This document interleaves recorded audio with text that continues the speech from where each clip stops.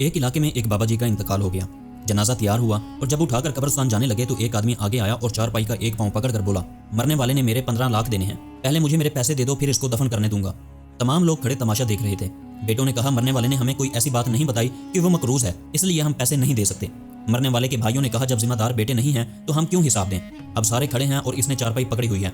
जब बात घर की औरतों तक जा पहुंची, मरने वाले की अकलौती बेटी ने जब ये बात सुनी तो फौरन अपना सारा जेवर उतारा और अपनी सारी नकद रकम जमा करके इस आदमी के लिए भिजवा दी और कहा, अल्लाह के लिए ये रकम और जेवर बेचकर इसकी रकम रखो और मेरे अब्बू का जनाजा ना रोको, मैं मरने से पहले सारा कर्जा उतार दूंगी, बाकी रकम का जल्द बंदोबस्त करूंगी। अब वो शख्स खड़ा हुआ और सारे मजमे को मुखातिब करके बोला, असल बात यह है कि मैंने मरने वाले से 15 लाख लेने नहीं बल्कि इसके 15 लाख देने हैं और इसके किसी वारिस को मैं जानता ना था, तो मैंने ये खेल खेला। अब मुझे पता चल चुका है कि बेटी इसकी वारिस है और इसका कोई बेटा और कोई भाई नहीं। अब भाई मुंह उठाकर उसे देख रहे थे और बेटे भी। मोहतरम दोस्तों, जिनकी बेटियां हैं वो खुश नसीब हैं, लिहाजा बेटी की पैदाइश पर खुश होना चाहिए। बेटियों की शरीयत में बहुत फजीलत की गई है।